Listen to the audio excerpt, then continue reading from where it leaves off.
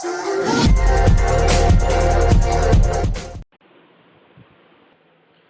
the today's topic is electrostatics of conductor.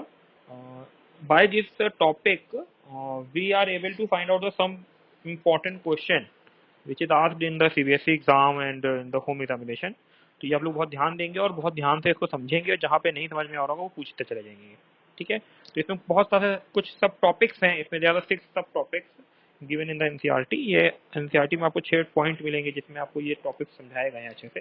तो मैं आपको ये शॉर्ट में जल्दी समझा दे रहा हूँ, आप लोग पूरी बुक पढ़ लेंगे तो आपको अच्छे से और अच्छे से समझ में आ जाएगा।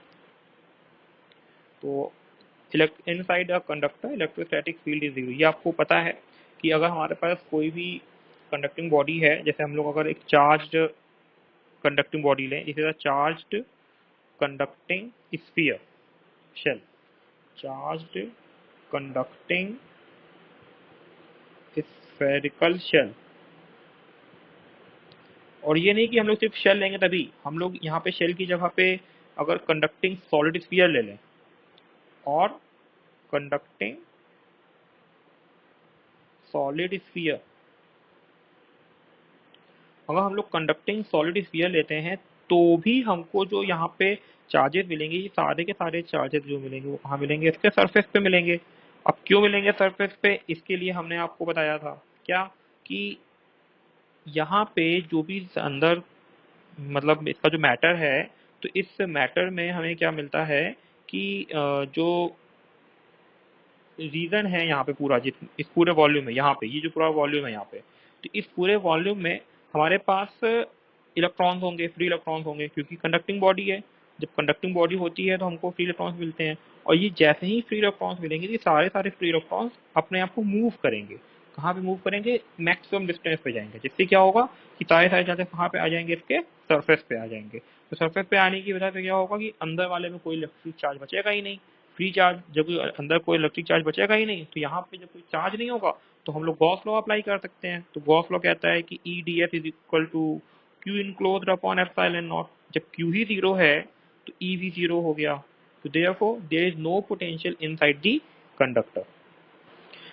इसमें एक बात और ध्यान देनी है, सपोज कर लीजिए कि मेरे पास ये एक कोई एक्सटर्नल इलेक्ट्रिक फील्ड है, ठीक है, this is electric field E, और हमने क्या किया कि इसके अंदर जो है एक बॉडी रख दी, suppose this is a body, conducting body, और ये हमने इस इलेक्ट्रिक फील्ड के अंदर रखी है। तो क्या होगा कि जब हम इस इलेक्ट्रिक फील्ड के अंदर इस कंडक्टिव बॉडी को रखेंगे, अभी ये न्यूट्रल है, ये न्यूट्रल बॉडी थी पहले, तो जैसे ही हम इस कंडक्टिंग स्फीयर को या बॉडी को इलेक्ट्रिक फील्ड में रखेंगे तो ये इलेक्ट्रिक फील्ड क्या करेगा, इसके अंदर जितने भी फ्री इलेक्ट्रॉन्स है उनके ऊपर एक फोर्स अप्लाई करेगा। तो जब वो फोर्स अप्लाई करेगा तो सारे के सारे फ्री इलेक्ट्रॉन्स क्या होंगे? एक पर्टिकुलर डायरेक्शन में मूव करने लगेंगे। जो पहले रैंडम मोशन कर रहे होंगे फ्री इलेक्ट्रॉन्स, वो सब अपने आप मूव करेंगे। तो सारे के सारे फ्री इलेक्ट्रॉन आके यहाँ पे अक्यूमुलेट हो जाएंगे इस साइड में। जब सारे के सारे फ्री इलेक्ट्रॉन इधर आ जाएंगे तो हमारे पास बचेगा क्या? पॉजिटिव, और वो पॉजिटिव हमको फिर यहाँ पे मिलने लगेगा। अब यहाँ भी क्या होगा देखेंगे हम लोग, तो इसके अंदर हम लोगों को क्या मिलेगा? इसके अंदर हम लोग को ये मिलेगा, कुछ सोचने वाली बात है थोड़ी सी। देखिए हम लोगों को इसके अंदर हम लोग जब देखेंगे तो इसके अंदर जो भी हमारे पास इलेक्ट्रिक फील्ड होगा, अब ये निगेटिव है तो निगेटिव की वजह से जो इलेक्ट्रिक फील्ड बनेगी वो इस साइड बनेगी, this is called E induced. और जो ये मेन इलेक्ट्रिक फील्ड है, वो मेन इलेक्ट्रिक फील्ड जो है वो हमारे पास राइट डायरेक्शन में है। ठीक है, अब क्वेश्चन ये होता है कि क्या इसके मैग्नीट्यूड और इसके मैग्नीट्यूड में क्या रिलेशन है? तो सोचने वाली बात ये है कि ये जो चार्जेस आ रहे हैं यहाँ पे नेगेटिव और वहाँ पे पॉजिटिव, ये निगेटिव चार्ज कब तक आते रहेंगे? ये निगेटिव चार्ज तब तक आते रहेंगे जब तक ये E is equal to E induce नहीं हो जाता, तब तक। जैसे ही ये E is equal to E induced हो जाएगा तो क्या होगा हमारे उसकी वजह से ये दोनों कैंसिल आउट हो जाएंगे। कैंसिल आउट हो जाएंगे तो यहाँ पे जो नेट इलेक्ट्रिक फील्ड हमको मिलेगी वो क्या मिलेगी? जीरो मिलेगी। बात समझ में आई? ये एक तरीका है हमारे पास जिससे हम लोग ये बताते हैं कि electric field inside the conducting body, अगर उसके ऊपर चार्ज दिया गया है तो चार्जेस सारे आपस में रिपल करेंगे, और रिपल करने की वजह से वो दूर भागेंगे, और दूर भागते भागते भागते भागते वो सरफेस तक पहुंच जाएंगे, क्योंकि चार्जेस सरफेस के बाहर नहीं निकल सकते। तो क्या हो गया? चार्ज बॉडी सरफेस पे आ गया, अंदर कोई चार्ज नहीं बचा। अगर कोई न्यूट्रल बॉडी को हम लोग इलेक्ट्रिक फील्ड में रखते हैं तो क्या होगा कि जो निगेटिव चार्ज फ्री इलेक्ट्रॉन्स हैं, वो फ्री इलेक्ट्रॉन्स के ऊपर एक फोर्स लगेगा, सारे के सारे free electron opposite to the electric field भागेंगे। तो जब भागेंगे तो वो कहाँ तक जाएंगे, फिर से वो सरफेस तक जाएंगे। तो सरफेस तक जाएंगे तो एक सरफेस पे नेगेटिव आएगा तो दूसरे सरफेस के ऊपर पॉजिटिव हो जाएगा। एक पे नेगेटिव एक पे पॉजिटिव, तो अंदर साइड में अगर मान ले, सपोज कर ले कि इलेक्ट्रिक फील्ड इंड्यूस्ड, ई इंड्यूस्ड आ गई, सपोज किया है, हो नहीं रहा यहाँ पे, तो और इलेक्ट्रिक फील्ड ई है ही हमारे पास, तो ये दोनों इलेक्ट्रिक फील्ड आपस में कैंसिल आउट हो जाएंगी। नेट इलेक्ट्रिक फील्ड जो इनसाइड बनेगा वो जीरो आ जाएगा। एक ये रीजन है हमारे पास। So now the second topic is, at surface of conductor, electric field or electric field lines are perpendicular at every point on surface of conductor. अब इसका क्या रीजन है, क्यों ऐसा हो रहा है? It's very simple. मैंने देखिए, अगर suppose let this is a conducting surface, okay, this is a charge on the surface, we suppose that this is a normal on the surface, and we suppose the electric field is along this direction making an angle of theta from the perpendicular, ठीक है। let E makes theta from normal of surface, surface के normal से एक line बनाते हुए हमने एक line बना ली, ठीक है। अब होगा क्या, due to this the electric field has a two component, the one component is along the tangent which is E sin theta, and the another component is E cos theta, and that is the perpendicular to the surface, ठीक है। तो there are two component, ये मैंने बताया है पहले भी किसी क्लास में, there are two component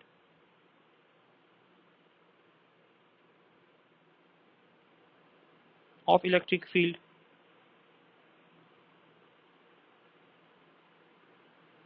E cos theta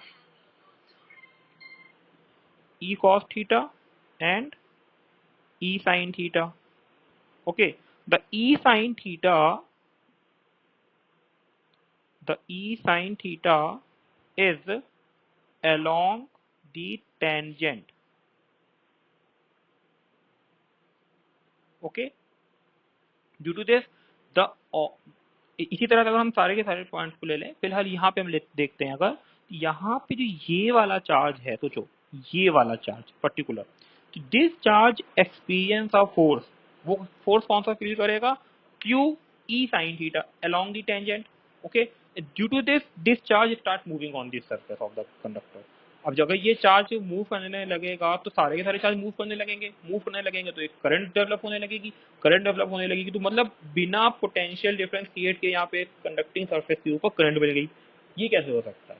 क्योंकि करंट के लिए हम लोगों ने 10th में पढ़ा हुआ है कि करंट तभी मिलेगी जब पोटेंशियल डिफरेंस होना चाहिए, पोटेंशियल नहीं चाहिए, पोटेंशियल डिफरेंस होना चाहिए।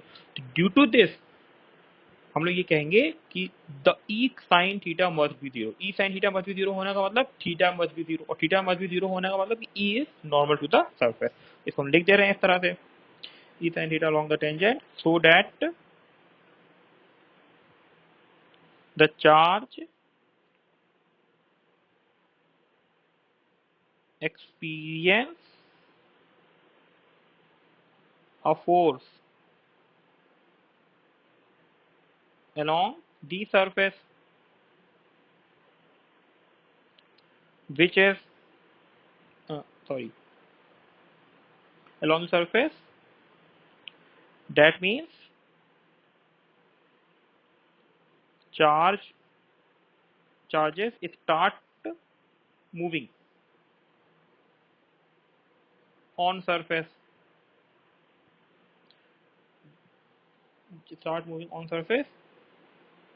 which is contradict the fact that the charges are in rest on the conducting surface.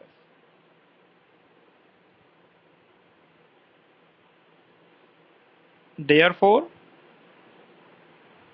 E sin theta is equal to 0।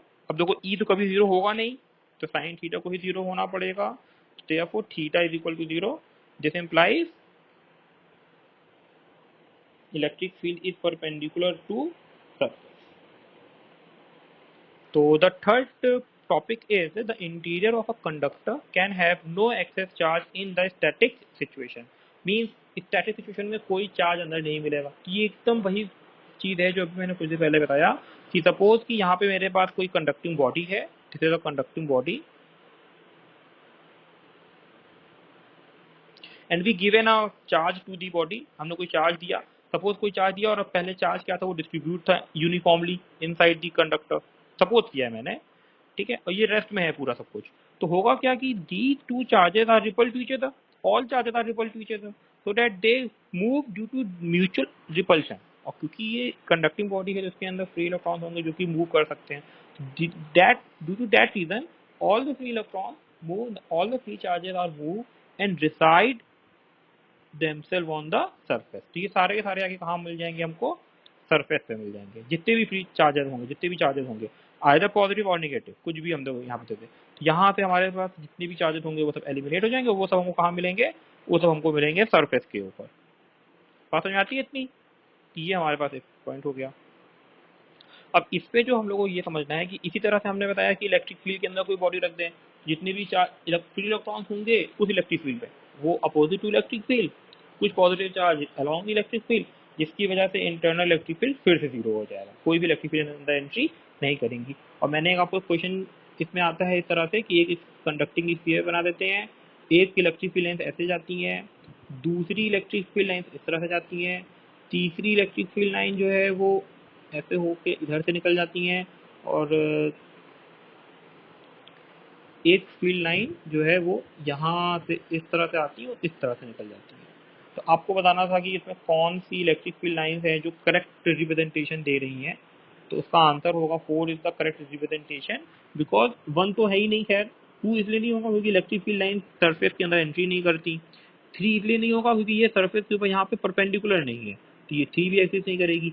4 इसलिए एग्जिस्ट करेगी because the electric field line से perpendicular to surface यहाँ पे भी और यहाँ पे भी परपेंडिकुलरली एंट्री की और परपेंडिकुलरली बाहर निकल गई. तो जो फोर्थ वाला है वो हमारे पास करेक्ट आंसर दे दिया. तो ये क्वेश्चन हमसे पूछा जाता है.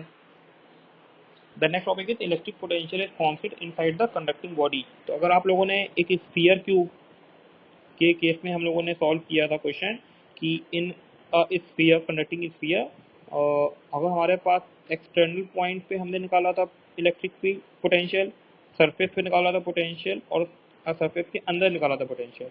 सरफेस के बाहर जो पोटेंशियल आया था K Q upon small R, surface पे जो पोटेंशियल आया था वो आया था K Q upon capital R, and surface के अंदर या इनसाइड द सरफेस कितना आया था? K Q upon capital are. ये हमने देखा था कि जो पोटेंशियल सरफेस पे है वही पोटेंशियल हमारे सरफेस के अंदर है. तो ये पहले हम लोग प्रूव कर चुके हैं, तो ये आपको याद होना चाहिए. तो now the fifth point is electric field at the surface of a charge conductor is E is equal to sigma upon epsilon naught N cap, where N cap is the perpendicular unit vector. इसको भी हम लोगों ने थोड़ा सा देखा था, हम फिर से इसको एक बार डिस्कस कर दे रहे हैं. सपोज ये कोई एक कंडक्टिंग बॉडी है, ठीक है, and surface charge density is sigma. Sigma is surface charge density, surface charge density. Okay, अब इसके ऊपर जो चार्जेस हैं वो पूरे यूनिफॉर्मली सिर्फ सरफेस पे होंगे, वॉल्यूम में तो कोई चार्ज नहीं होगा इसके. और अगर इसमें एक चीज़ हमको और याद रखनी है, पहली चीज़ ये कि सरफेस पे पे ही चार्ज होंगे, वॉल्यूम में कोई चार्ज नहीं होगा. दूसरा ये कि आपको ना अगर कभी गोल्ड लीफ या गोल्ड मेम्ब्रेन या सिल्वर मेम्ब्रेन देखी हो जो मिठाई के ऊपर एक लगाई जाती है, तो वो मेम्ब्रेन बहुत ही पतली होती है, बहुत ही थिन मेम्ब्रेन होती है, माइक्रोन लेवल या उससे भी कम ही होती है, लेकिन वो कंडक्टिंग माना जाता है, होता है गोल्ड और सिल्वर. अगर हम मान लीजिए उतनी पतली शीट ले लें और उसको हम चार्ज कर दें, तो उसके ऊपर भी हम लोग ये मानेंगे कि जो चार्जेस हैं वो सरफेस पे हैं, वॉल्यूम में नहीं है उस केस में भी. ठीक है, मेरा ये मतलब कहने का है कि अगर सपोज कर लीजिए कि मेरे पास एक सरफेस, एक कंडक्टिंग बॉडी है, तो हम हमेशा उसमें 2 लेयर बनाएंगे और जो चार्जेस होंगे वो हमेशा सरफेस पे दिखाएंगे, इंटीरियर में चार्जेस कभी नहीं दिखाएंगे. ये आपको हमेशा याद रखना है, जो सबसे इम्पोर्टेंट पॉइंट है यहाँ पे हमारा, कि जो चार्जेस हैं वो कंडक्टिंग में हमेशा सरफेस पर रहेंगे, चाहे कितनी भी थिन शीट क्यों ना हो. उस गोल्ड फॉयल और उस सिल्वर फॉयल की बराबर के भी अगर थिकनेस होगा तो भी हम लोग उसके चार्जेस को क्या क्या क्या कहेंगे, उसके सरफेस पे कहेंगे, वॉल्यूम में नहीं कहेंगे। ठीक है, तो इस सिचुएशन में क्या होगा कि अगर हम यहाँ पे, मैंने इसका एक रिप्रेजेंटेशन लिया यहाँ पे, अब यहाँ पे अगर हम एक गॉसियन सरफेस बनाएंगे, इसका हमको इलेक्ट्रिक फील्ड निकालने के लिए, तो इलेक्ट्रिक फील्ड निकालने के लिए हम जब गॉसियन सरफेस बनाएंगे तो ये गॉसियन सरफेस हमने सपोज कर लीजिए कि इस तरह से बना लिया यहाँ पे, this is our Gaussian surface. Okay, तो यहाँ पे हम लोग गॉस लॉ लगा सकते हैं और इसका एरिया जो है, यहाँ ये सिलेंड्रिकल गॉसियन सरफेस है, सिलेंड्रिकल गॉसियन सरफेस। अभी जो ये सिलेंड्रिकल गॉसियन सरफेस, इसका कोई सरफेस एरिया ले लेते हैं of surface of area A. इसका एरिया हमने क्या लिया, ए ले लिया। अब हम क्या करें कि अगर इसका एरिया ए हो गया, ये दिस एरिया इज ए, तो हम लोग अगर गॉस लॉ लगाएं, बाय गॉस लॉ,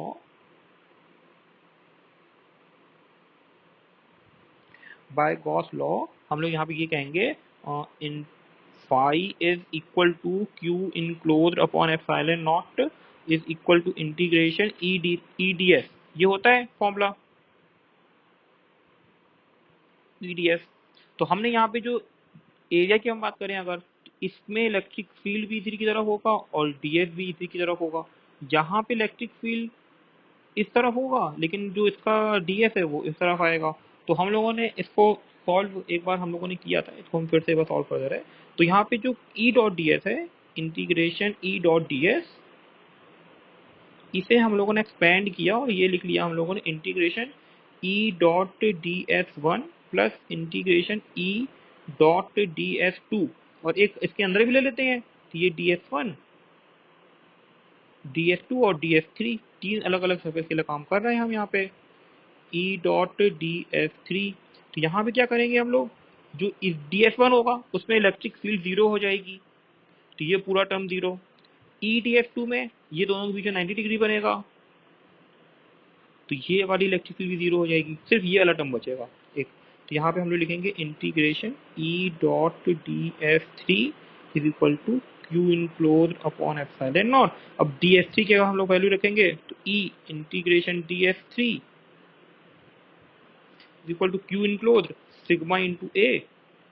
क्यों लिखेंगे हम लोग सिग्मा इंटू ए, क्योंकि इसका एरिया ए है तो यहाँ पे भी एरिया ए होगा, सरफेस चार्ज सिग्मा है, sigma into A.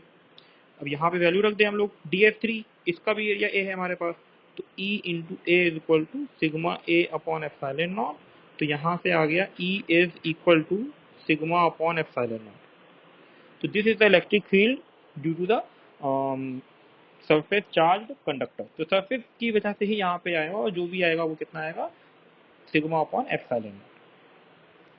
Now this electric field on the surface of the conducting body, if the charge is positive, if charge is positive, अगर हमारे पास पॉजिटिव चार्ज है तब क्या होगा, तो E is equal to sigma upon epsilon naught आएगा। Means अगर ये मेरे पास एक कंडक्टिंग शीट है जिसके ऊपर चार्जेस यहाँ पे हैं, इससे इलेक्ट्रिक फील्ड का डायरेक्शन अपोजिट आउटवर्ड की तरफ होगा। इफ चार्ज इज निगेटिव, तो हम लोग, ये मैंने पहले बताया हुआ है कि इलेक्ट्रिक फील्ड जब निकालते हैं तो निगेटिव को कंसीडर अभी नहीं करेंगे। ठीक है, तो यहाँ पे जो चार्जेस होंगे अगर निगेटिव के लिए हम लोग कंसीडर कर लें तो ये टूवर्ड दी फील्ड हो जाएंगे। ठीक है, तो ये हो गया ई पॉजिटिव और ये हो गया ई निगेटिव। निगेटिव जो है वो टूवर्ड दी सरफेस हो गया। अच्छा, अगर वेक्टर साइन में लेके काम करना पड़े, सपोज हमको ये इस तरह से काम करना है ई पॉजिटिव वेक्टर में, तो इसको लिखा जाएगा sigma upon epsilon naught N cap. और अगर हमको वेक्टर में ही लिखना है नेगेटिव के लिए भी, तो इसको लिखा जाएगा, अब वेक्टर लगा दिए हैं अब हम लोग रख सकते हैं। ठीक है, तो ये हमारा तरीका होगा लिखने का। ये आप याद रखिएगा कि वेक्टर लगा रहे हैं तो हम लोग नेगेटिव को कंसीडर करेंगे और वेक्टर नहीं लगाएंगे तो हम लोग नेगेटिव को कंसीडर नहीं करेंगे। ये हमारे पास इतने सारे फॉर्मूले बने हैं। ठीक है, और सबसे इंपॉर्टेंट बात याद रखना है कि जो इलेक्ट्रिक फील्ड होगा वो हमेशा सरफेस के परपेंडिकुलर आउटवर्ड पॉजिटिव चार्ज के लिए, परपेंडिकुलर इनवर्ड नेगेटिव चार्ज के लिए। The next topic is electrostatic shielding. If there is a conducting body and we provide some charge to the body, हमने यहाँ पे कोई इसके ऊपर चार्ज दे दिया। ठीक है, तो मुझे क्या मालूम है, मुझे मालूम है कि ये जो चार्जेस होंगे सरफेस के ऊपर होंगे और इसके अंदर का जो इलेक्ट्रिक फील्ड है ये जीरो होगा। अब सपोज कर लीजिए कि हम इसके अंदर एक कैविटी प्रोड्यूस कर दें। ये मेरे पास एक कंडक्टिंग बॉडी है और ये इसके अंदर एक कैविटी है। दिस इज अ कैविटी, ये कैविटी है। कैविटी का मतलब क्या हो गया कि होल है, मतलब यहाँ पे पूरे में कंडक्टिंग बॉडी का मटेरियल है, इस जगह पे कंडक्टिंग बॉडी का मटेरियल है मेरे पास, लेकिन जो इसके अंदर वाला पॉइंट है उसमें हमारे पास कंडक्टिंग बॉडी का कोई भी मटेरियल नहीं है। ठीक है, ये कैविटी, ये पूरी फ्री स्पेस है। तो क्या फ्री स्पेस में इलेक्ट्रिक फील्ड मिलेगा मुझे? मेरा क्वेश्चन है ये, क्या मेरे पास फ्री स्पेस में इलेक्ट्रिक फील्ड मुझको मिलेगा कि नहीं मिलेगा? यहाँ पे तो इलेक्ट्रिक फील्ड जीरो है, हमें पता है, इस जगह पे तो इलेक्ट्रिक फील्ड जीरो है मेरे पास, लेकिन कैविटी में तो कोई कंडक्टिंग है ही नहीं, तो क्या वहां पे हमारे पास इलेक्ट्रिक फील्ड आएगा कि नहीं आएगा? तो इसका आंसर हम यहाँ पे आपको देना चाहते हैं कि यहाँ पे भी कोई इलेक्ट्रिक फील्ड हमारे पास नहीं आएगा। This here there is no electric field. अब क्वेश्चन होता है कि सर यहाँ पे क्यों नहीं होगा इलेक्ट्रिक फील्ड? ठीक है, तो देखिए यहाँ पे क्यों नहीं होगा, बहुत सिंपल सा रीजन है। सिंपल गॉस लॉ आपको अप्लाई करना है, बस और कुछ नहीं करना है। ठीक है, चलिए हमने यहाँ सपोज कर लीजिए इसके ऊपर चार्ज दिया था कुछ, जो भी चार्ज देंगे तो हमेशा आउटर बॉडी पे मिलेगा, इनर बॉडी के ऊपर तो कोई चार्ज नहीं मिलेगा। ये हमने यहाँ पे चार्जिंग की, इस तरह से चार्जेस दिए, इसके सरफेस पे आ गए चार्जेस को। अब ये जो चार्जेस इसके सरफेस पे हमको दिख रहे हैं, ये चार्जेस सिर्फ सरफेस पे होंगे। तो अगर हम यहाँ पे इसके अंदर कोई गॉस लॉ लगाएं, सपोज हम यहाँ पे एक गॉस लॉ लगाएं इस तरह, ये हमने एक गॉसियन सरफेस बनाया। ठीक है, जब ये हमने गॉसियन सरफेस बनाया तो हमको यहाँ पे अगर हम लोग गॉस लॉ लगाते हैं कि E dot D S flux is equal to Q enclosed upon epsilon naught, क्योंकि इसके अंदर कोई चार्ज नहीं होगा तो ये टर्म जीरो होगा, तो ई तो जीरो हमको मिलेगा ही मिलेगा। बात समझ में आ गई? अब हम जरा इस कैविटी के अंदर देखते हैं, कैविटी, इनसाइड कैविटी।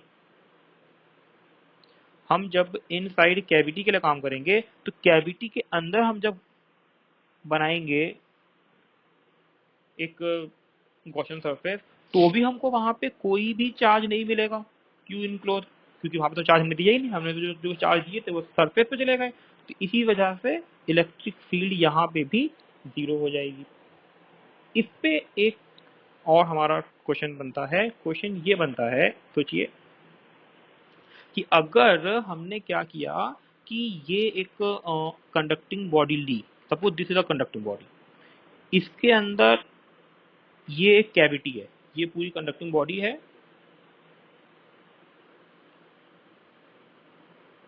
ये पूरी एक कंडक्टिंग बॉडी है मेरे पास, और हमने क्या किया कि यहाँ पे एक चार्ज रख दिया Q। ठीक है, अब जो ये चार्ज हमने रखा है यहाँ पे Q, ये चार्ज प्लस Q है, तो ये प्लस Q चार्ज की वजह से क्या होगा, सोचिए, इस प्लस Q चार्ज की वजह से ये कंडक्टिंग बॉडी के ऊपर एक चार्ज इंड्यूस होगा। क्या होगा? Charge induce. कैसे? ये अगर कंडक्टिंग है तो यहाँ पे निगेटिव आएगा, इस वाले एंड पे, इस वाले सरफेस के ऊपर सब पे ये निगेटिव चार्ज आ जाएगा यहाँ पे। ठीक है, ये सब पे निगेटिव चार्ज आ जाएगा। तो यहाँ पे निगेटिव चार्ज क्यों आएगा? क्योंकि ये जो इसके अंदर के यहाँ पे पूरे में वो है आपके इलेक्ट्रॉन्स, वो इलेक्ट्रॉन इसको अट्रैक्ट करेंगे, अट्रैक्शन फील करेंगे, तो इलेक्ट्रॉन सारे एक पास में आ जाएंगे, जिसकी वजह से इसके आउटर मोस्ट में यहाँ पे क्या मिलेगा मुझको, इसके पास फ्री इलेक्ट्रॉन्स मिलेंगे, सॉरी जो बाहर वाले सरफेस पे क्या मिलेंगे, पॉजिटिव चार्ज मिलने लगेंगे, इस तरह।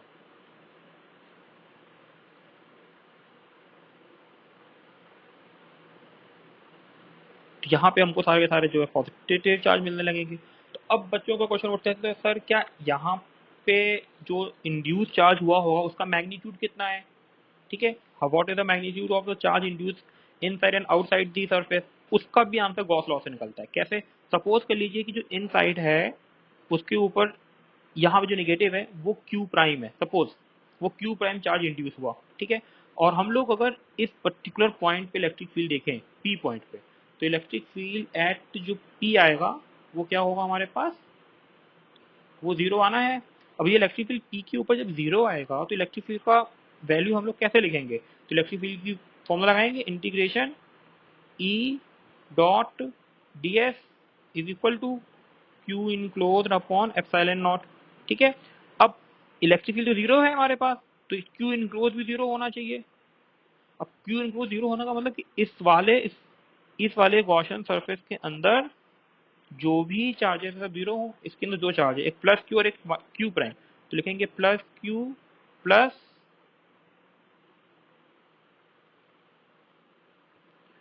Q prime is equal to 0। अब तो क्यू प्राइम की वैल्यू आपको मिल जाएगी यहाँ पे माइनस क्यू, देखिए आ गया। तो इसकी जो क्यू प्राइम की वैल्यू आई वो माइनस क्यू आ गई। एकदम इसी तरह से जब क्यू प्राइम जो आया वो माइनस क्यू आया, तो जो बाहर अगर हम क्यू डबल प्राइम की बात करें, तो जो क्यू डबल प्राइम होता है, क्योंकि इंडक्शन की वजह से यहाँ पे चार्जर आए हैं, तो जो ये इंडक्शन की वजह से यहाँ पे चार्जर आएंगे, तो Q double prime is equal to हम लोग लिख सकते हैं इस तरह, माइनस ऑफ क्यू प्राइम। और जब माइनस ऑफ क्यू प्राइम लिखेंगे, क्योंकि अपोजिट नेचर का चार्ज इंड्यूस होता है, हमको पता है इक्वल अमाउंट ऑफ चार्ज, तो minus of minus Q is equal two plus Q. तो ये हमारे पास एक चार्ज आ गया, ठीक है। Now this is the conducting body and this is the cavity C. तो जो ये कैविटी है, इस कैविटी के अंदर अगर हम बात करें कि क्या होगा, तो ये कैविटी के अंदर हमें क्या मिलेगा कि कोई भी चार्ज नहीं आएगा, कोई भी इलेक्ट्रिक फील्ड नहीं आएगी। But what happen if we place this conducting body inside electric field. हमने इसको एक इलेक्ट्रिक फील्ड के अंदर रख दिया। हम जब इसको एक इलेक्ट्रिक फील्ड के अंदर रखेंगे, तो यहाँ पे क्या मालूम चलेगा मुझको कि यहाँ पे निगेटिव इंड्यूस होगा, ठीक है, यहाँ पे निगेटिव इंड्यूस होगा पूरे सरफेस पे, और यहाँ पे पॉजिटिव इंड्यूस हो जाएगा, ठीक है, ये इस तरह से पॉजिटिव इंड्यूस हो जाएगा। तो ये इलेक्ट्रिक फील्ड लाइंस इसके अंदर तब भी नहीं जा पाएंगी, तो कैविटी है वो अभी भी इलेक्ट्रिक फील्ड जीरो रहेगा। तो यहाँ पे इलेक्ट्रिक फील्ड हमको अभी भी जीरो मिलेगा,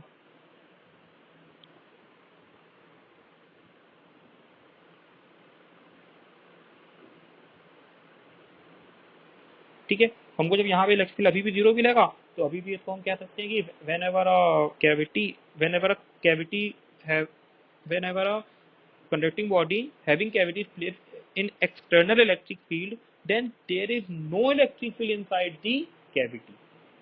जब हमारे पास कोई बॉडी है जिसमें कैविटी है, उसको हम लोग अगर एक्सटर्नल इलेक्ट्रिक फील्ड में रख दें, तो भी उस कैविटी में कोई इलेक्ट्रिक फील्ड नहीं मिल रहा है। That means this cavity is shielded, this cavity is shielded by external electric field. Shield का मतलब क्या होता है? कवच। हिंदी में इसको हम कहें तो कवच, मतलब कि ये जो कैविटी है ये एक्सटर्नल इलेक्ट्रिक फील्ड से एक तरह सिक्योर्ड है। That is called electrostatic shielding. इसीलिए इसको हम लोग क्या नाम दिए हैं? Electrostatic shielding.